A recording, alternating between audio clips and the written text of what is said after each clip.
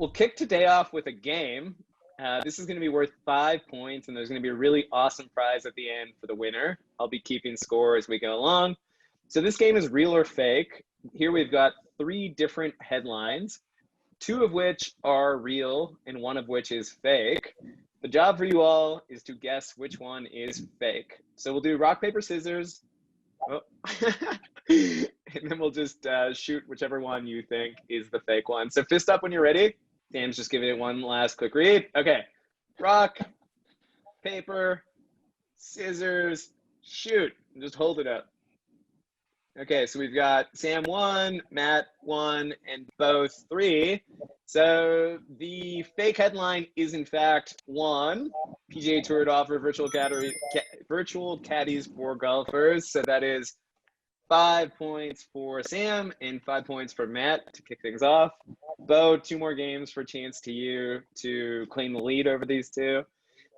Welcome to this week's episode of Future Fridays, where we chat about future tech headlines from the week. I'm your host, Wiz, and you can find me on Twitter at WizLikeWizard. Today we've got 3 lovely guests who will each have go around and give a short 280 character intro of themselves. And Bo, I will hide my head so that I don't cover you. And we also have Yael, who's a cartoonist, who'll be doing some doodles with us for fun. And you can find her on Instagram at YaelIsms. So Sam, we'll start with you. Do you want to give a short 280 character intro? Yeah, sure. I'm Sam, currently in San Francisco. I am the co-founder and CEO at Levels, which is a metabolic health technology company. We're using biowearables to give you real-time feedback on how your diet affects your long-term health and your lifestyle. Awesome. Matt? Sure. Hi, everybody. My name is Matthew DiPietro. I am the co-founder of Salut, which is a live streaming platform for fitness creators and their fans. And I was previously the head of marketing at Twitch between 2011 and 2018. Awesome. Bo? Hey folks, my name is Bo. I'm the co-founder and CEO of Privacy.com. We make it really easy for consumers and developers to generate virtual and physical cards on the fly. And I am on Sam's waitlist to get access to Levels. That's amazing. Nice. Cool. Before we jump in, I just wanted to share that all the headlines that we're going to go over today come from a newsletter I work on called This Week in Creative Tech. Each week, we share 30 really interesting headlines from the week, ranging all the way from sort of like current tech to like really future crazy stuff. Anyone watching today can sign up at bit.ly/join Future Fridays. Awesome. So first headline of today is, with Aftr, you can stay virtually connected to loved ones you've lost. So Aftr offers a line of cemetery cameras that allow you and your family members to visit loved ones' grave sites right through your phone or tablet, no matter where you are. I was checking this out online. They basically have 2 options. One is like a camera that attaches to the gravestone and shows a top-down view, and the other one kind of sits from below. Yeah, let me put it out to all of you. Over the past couple of months, we've turned to a lot of virtual solutions for things to replace important moments of life and connections we've missed, things like birthdays, weddings, and I guess now even funerals. There's a lot of services like Salut that are super helpful during COVID, but what happens when the world returns to normal? How many of these things would you guys say are actually going to stick around?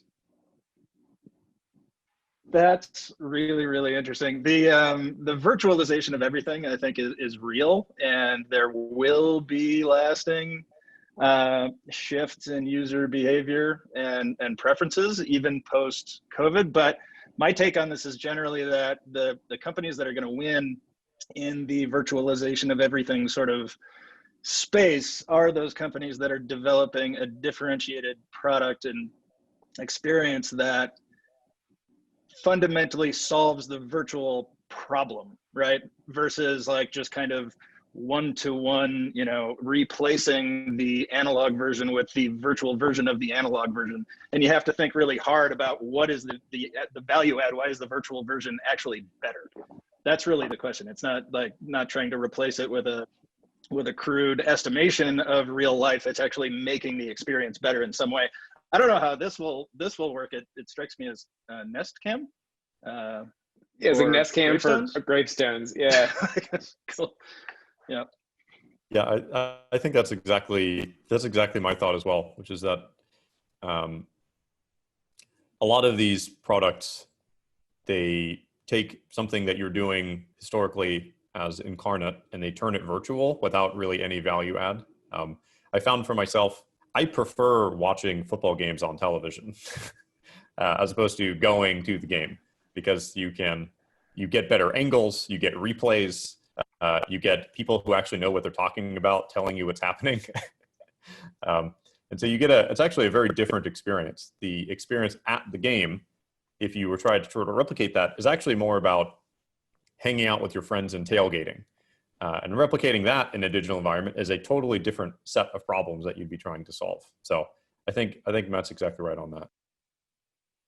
Yeah, I mean, I don't have anything terribly new to add. I think there are definitely sort of advantages to digital first experiences, and because we're in like the super early innings, we haven't really like seen. I liken it to kind of in some ways like the early days of the internet, where a lot of these cool new use cases have yet to be discovered, or they're still kind of being refined. It's sort of like the awkward teenage years of virtual first, I guess. Yeah, it'll be interesting to see what sticks around post-COVID for sure. Headline number 2 of today is Virgin Galactic unveils cabin interior of Spaceship for commercial travel. So this headline is about Virgin Galactic's first spaceship, which is called 2VSS Unity, which features 6 custom seats and 2 personal windows for passengers to view the Earth, all for the low price of $250,000 to go up and have a gander at our big blue rock.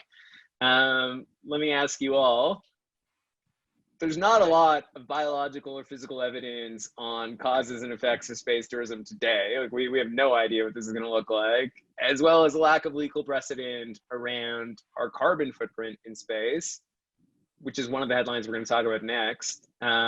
Just because we have the technology to develop the next great adventure, should we? Yes. Absolutely. Definitely. I'll volunteer, and when I can afford it, I will be a customer. All tech entrepreneurs jumping in. Great. Sounded all great until you said the $250,000. Yeah, right. Yeah, I think with any of these things, you start with something that's high unit cost. You start with something that often maybe doesn't even have an obvious use case other than tourism, and then really great things come out of that in a way that's often hard to predict. So right now, the only way we can get things into space is by burning things. And over time, by making this something that people want, we will find solutions that ultimately make this more accessible and probably have less of a negative environmental impact. Slingshot them. Yes. Always spend on science and technology, even when the value isn't clear, because you'll find the value. It reminds me of those. There's a documentary I watched about the moon landing and the Apollo missions, and they talked about there was a public pushback against the size of the budget for NASA back then, because people just couldn't see the value. And when you live in a world where there's poverty and real problems on Earth, why are you spending money to go to the moon? And I think that turned out just fine. All right, we will move on to our first cartoon break of the day. Cartoonist, what do you have for us? Here we go. You guys see my screen? Yep. Oh, sorry, I keep spinning that. There we go. All right, this is the first one. So these are all about the watching the gravestone technology. Second one. Ooh, dark.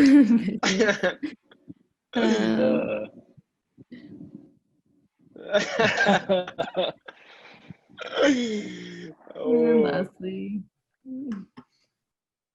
The lazy, lazy child. Virtual flowers. That's gonna be that'll be an interesting feature. They never die. Nice. All right.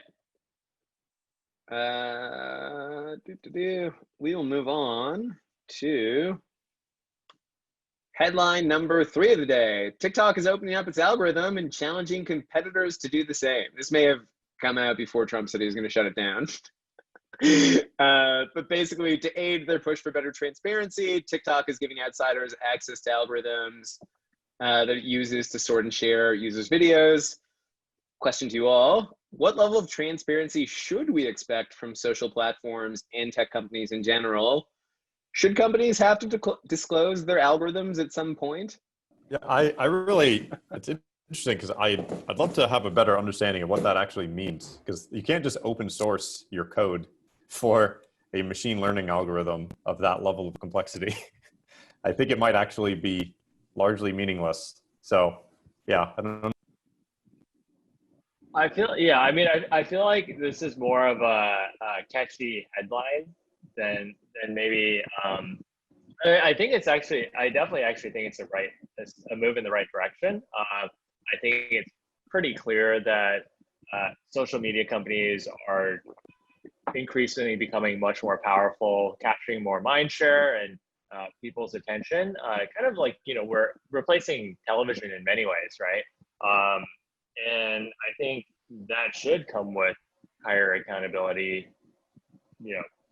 The word transparency gets thrown around so much these days that, in this case, it's almost meaningless. It's information overload, in fact, but more oversight and accountability, I think, certainly kind of comes with the territory. Yeah, I'm not sure about Sam's point about just what does this actually mean and the feasibility of actually open sourcing and exposing the actual code of your algorithms.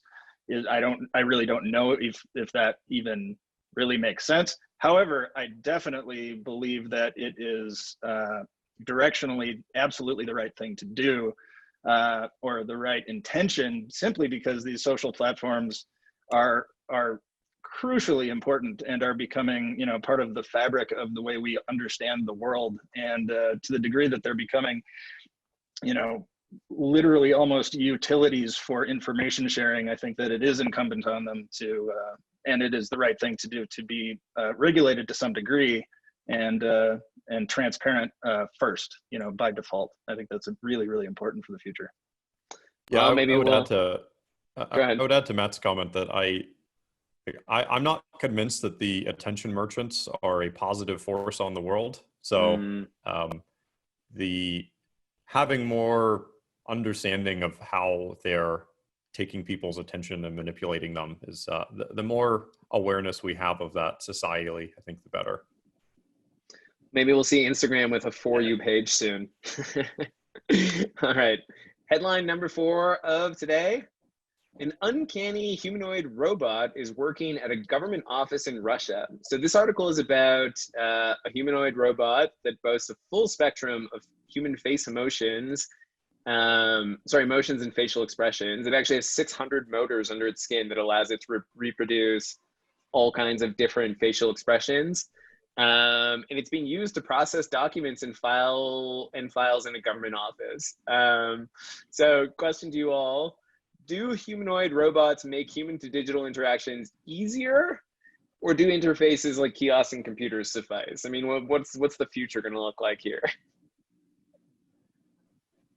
My quick take is I'm bullish on robotics. I think robotics will have a massive impact on the human race for the very long term.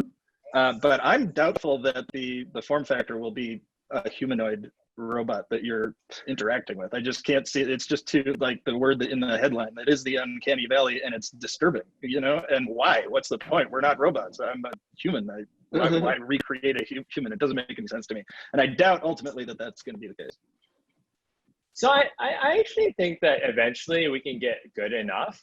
I liken this a lot to video chat, where the reason why Zoom is draining on, the human brain is because it's a very close approximation to in-person human interaction, but it's not quite there. There's like a little bit of lag, right? And so that lag and that very close approximation causes this like cognitive dissonance where like in today's world, and probably for the next, like, I don't know, I don't want to bet against science ever, but for the next, call it 50 years, it's going to be like, better to just have like that, touchpad or whatever it is. But I can see it getting there eventually. Yeah, I think that I'm reminded, I wish I could remember what book I was reading this in, about how people often complain about the state of robotics and how like we still don't have the Jetsons maid going around and doing everything. And he said, it's interesting how people think of it that way because the assumption is that robots are necessarily humanoid. But in reality, like, I think it was about the failure of like burger flipping robots. And he said, yeah, if you model it off of humans, if you anthropomorphize robots and say you have to do the task the same way as a human does it, then it's probably not going to do a great job.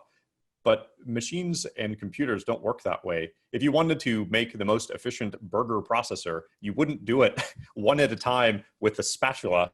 You would do it in a factory where you can do this at scale.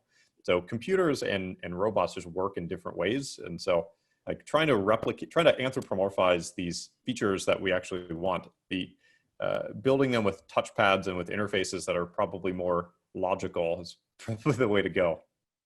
I'm still going to hold Sort out of like for. Oh, go ahead. Sorry, it's sort of like the virtual conversation that we started with, which is why recreate a human when you can do better? What is the value add of the robot aside from human, looks and capabilities? It's a really interesting question. I was going to say I'm still going to hold out for Ruby the Maid from the Jetsons. All right, we'll move on. She was on wheels, I think. Second game of the day. So this one is worth 10 points, which Bo gives you a chance to take the lead. This one is multiple choice. Here we've got a headline with 3 different options. One of them completes the headline and makes it correct. So the headline is memorizing and forgetting blank mimics the human brain. Is it gel, plant, or AI? Write your answers down and just give me a thumbs up when you're ready and we'll show their answers to the screen.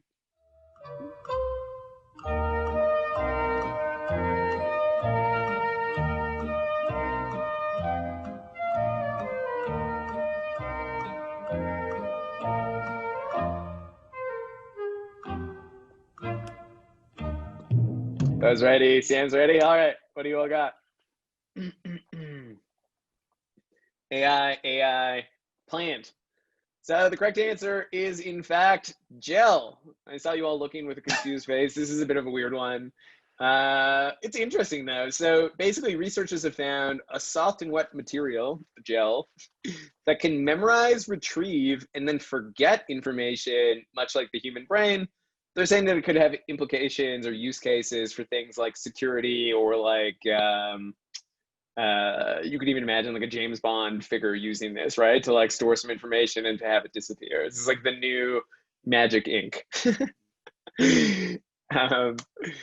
We'll move on to headline number 5 of the day. So this one is capture. This is back to carbon footprint that we were talking about earlier. This is the Fitbit for your carbon footprint. So Capture is a new mobile app that automatically tracks your transportation, and offers to offset your emissions with a monthly subscription to various different carbon offsetting projects that you can choose. Do you guys think that offsetting programs like this create meaningful impact, or are they just really for alleviating one's guilt? I think you can't manage what you don't measure. So it's a very good step in the right direction of understanding one's impact. The specifics of carbon offsets, I've read several books on these things, and it's not obvious to me one way or the other what the solution is to the problem, but it's definitely important to be able to measure these things, which is somewhat a self-serving comment based on my company, but measuring things is important. Like measuring your glucose levels throughout the day. Matt or Bo, any thoughts? To be clear, this is a paid app. The consumer pays for the app, and the app tracks your carbon emissions and then offsets those carbon emissions with the revenue that it is gathering from the consumer. I think that the app is actually free, and they'll say like, this is how much carbon footprint used this month, and you can choose to basically donate to one of the programs that they support. Okay, so then I fully applaud the effort. I doubt very much it's going to have a significant impact on anybody on carbon emissions if it depends on the goodwill of people. I think you're really only going to fix this with real economics that solves the problem instead of basically charging people for guilt, I think is what's really going on here. Yeah. But I applaud the effort. Yeah. Absolutely. Yeah, no, pretty much. I think pretty much what Matt said there. I'm sort of skeptical of how effective it'll be, but I think it definitely sounds like a great cause. I think if anything, like, you know, folks using the app, even if I don't know about the efficacy of, you know, carbon offsets, but you know, maybe it's something where you subconsciously, you know, now are more mindful of, you know, your footprint. So and maybe that was Sam's point. What's measured is managed. All right, last headline of the day. US eyes building nuclear power plants on the moon and Mars. So this headline is about the US basically put out an RFP to builders and scientists saying that they want to build nuclear power plants that will work on either the moon and or Mars, and will be used to power systems that could allow humans to live in space environments. You know, there's a lot more talk about different types of exploration and research we want to do on both those planets. On one of the last episodes, we talked about mining projects that might happen on the moon. I guess the idea is that this would be an easy way to power all of those projects. Question to you all, and we've talked about this a bit earlier. Should we be spending billions of dollars finding ways to make inhospitable planets livable? Do we really want to live on Mars? I'm in favor. Me too. I'll volunteer to go to Mars. Absolutely. I don't necessarily have a strong desire to go to Mars. I think it'd be cool, but I generally don't like the line of argument of, you know, there is XYZ problem. As a result, should we not, you know, spend on, you know, basic science or investing in the future? You know, because we talked about earlier, a lot of the second order effects are, you know, not immediately apparent. You know, who knew what the internet would yield, right? 20, 30 years ago. I think going by sort of that line of logic, there's tons of other stuff that I'm sure we're wasting tons of money on that we should probably consider nixing or we should also be replacing our power production with as much nuclear as we possibly can, which dovetails into the last conversation about global carbon emissions. It seems to me that nuclear is actually the answer in the short term, and it's just underutilized. Yeah, Bill Gates is working on this now. Yeah, specifically thinking about nuclear and the moon, it's hard to predict. In order to build sustainably on the moon, call it a moon base, you need to have a consistent and energy dense source that you can build from. And nuclear is by far the best option that we have. And it's hard to predict what sort of things can come out of when you're constructing things in situ outside of Earth's gravity well. It's like you're talking about many orders of magnitude differences in terms of cost for things that you do in space. And it's hard to know what sort of things that unlocks, but the hardest thing about getting things to space is getting out of Earth's gravity well. So the question about the cost of the Virgin Galactic flight and the use of fossil fuels, well, if you're doing the stuff in situ, maybe you don't need that, because the overwhelming majority of the cost comes from burning the fuel to get out of Earth. So it's hard to know what sort of things would come from it, but I think it's definitely a really exciting thing. We'll just strap the pieces to the plant onto the Virgin Galactic ship and then charge the passengers, the billionaires that are going up, an additional baggage fee to take it up. All right, we'll move on to our final cartoon of the day. Cartoonist, what do you have for us? Yeah. Let me pull that up. Can you guys see it? Sorry. And then there's this woman that got the tracker. I imagined it more like a Fitbit rather than the app. But... That's funny. And lastly, it's a great thing. Nice one. That's Cool. All right. We will end today on a final game. This one is worth 10 points. So basically, whoever gets it wins. This is this is fill in the blank. So what we have here is a headline with missing blank. Don't worry about what the real answer is. We're just looking for something really funny. So this is supposed to be like Quiplash from Jackbox Games, which I highly recommend. So Japanese construction giant to build massive dam almost entirely with blank. I'll give you guys 60 seconds. Take your time. Come up with something really funny. Thumbs up when you're ready. Looks like Sam had something really funny top of mind. But Bo and Matt, take your time. And then just give me a thumbs up when you're ready. Are we writing this down again? Yes, please. Yeah. And then we'll do a 1-by-1 reveal for maximum impact.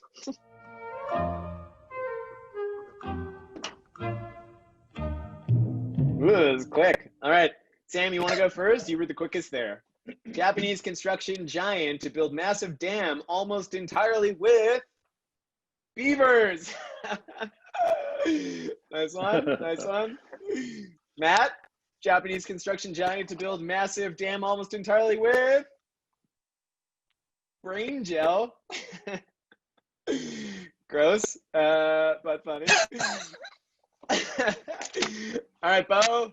Japanese construction giant to build massive dam almost entirely with Kit Kats. That's a good one too. The Japanese do love their Kit Kats. I'm a big fan of the matcha flavored one. Cool. I'm gonna give 10 points to Sam for beavers just because I'm Canadian and that's like I think our national animal and I thought it was hilarious. So that gives Sam a total of 15 points and makes him our winner for the day. Yay! All right, cool. The correct answer was robots. So this one is Japanese construction company called the Obayashi Corporation, one of the 5 largest construction companies in Japan, is building a giant dam with robots. There will still be a relatively large number of human workers on site that will closely monitor the robots and step in if necessary. Awesome. So for everyone watching today, one more time, here's where you can find all of our lovely guests online. And one more time, all the headlines from this week came from This Week in Creative Technology, bit.ly/join Future Fridays. Thanks so much for joining today, everyone. This was so much fun. Really great episode. Thanks so much.